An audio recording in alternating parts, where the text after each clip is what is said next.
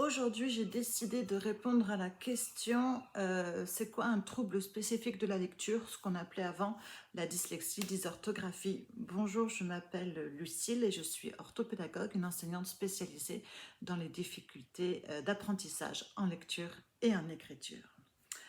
Alors, c'est pas une vidéo où je vais aller vraiment dans les détails. Je vais rester quand même générale parce que, premièrement, je suis pas une chercheuse experte là-dedans.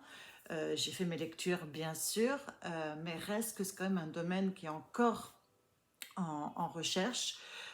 Donc, c'est vraiment un domaine intéressant, mais je ne suis pas une experte.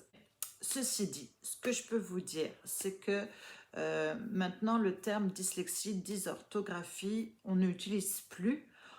Maintenant, on va parler donc de troubles spécifiques de la lecture qui fait partie des troubles d'apprentissage en lecture et en écriture. Parce que selon le DSM-5, alors le DSM-5 c'est quoi? C'est ce que moi j'appelle la Bible des médecins. Là, il y a des critères en fait pour les troubles d'apprentissage de la lecture et de l'écriture. Et dans ce DSM-5-là, pardon, les critères qu'ils disent, premièrement, je vais lire mes notes, il y a des difficultés donc d'identification, c'est-à-dire de lecture des mots, la compréhension de texte, d'orthographe, production de texte qui persiste plus de 6 mois malgré une intervention qui a été ciblée, fréquente, spécifique. Okay, et ça, c'est assez intéressant de dire que ce n'est pas juste une observation en classe. Il faut qu'il y ait eu une intervention et que malgré ça, les difficultés ont persisté. Autre chose, il faut aussi montrer qu'il y a eu une atteinte confirmée par des mesures standardisées individuelles. Et ses aptitudes sont sous les normes pour son âge. Autre chose aussi, on a la présence de difficultés dans son parcours scolaire.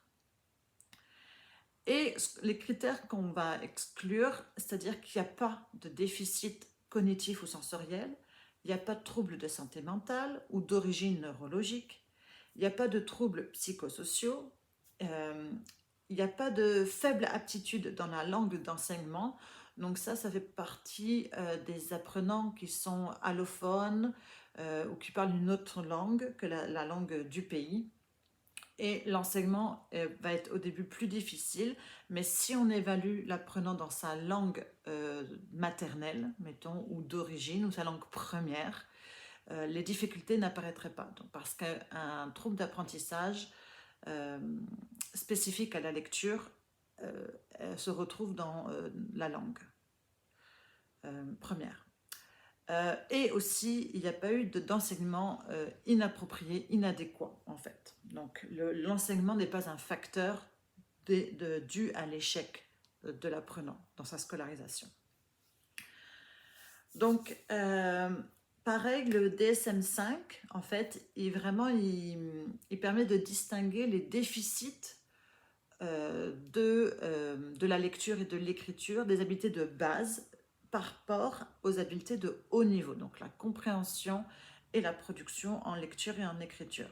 Donc, on peut avoir un apprenant qui a des difficultés de compréhension, c'est un trouble d'apprentissage de lecture et d'écriture, mais quand on parle juste de l'identification et de la production des mots, donc en lien surtout avec les sons, les phonèmes, là, on peut parler plus de troubles spécifiques de la lecture, ce qu'on appelait avant la dyslexie, dysorthographie. Et on va s'intéresser aussi aux répercussions dans la vie quotidienne.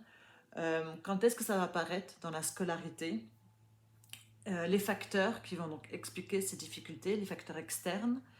Et on va donc tenir compte aussi si c'est un apprenant plurilingue et comment a été fait l'enseignement. Donc, ces facteurs-là vont être pris en compte par la personne qui va donc évaluer l'apprenant et après pouvoir poser un diagnostic. Après, bien sûr, il faut mettre en place donc le plan pour intervenir, pour aider, soutenir l'élève et puis des objectifs qui vont être ciblés par rapport à ses besoins et adaptés ce qu'on peut mettre en place pour l'aider en classe. Voilà.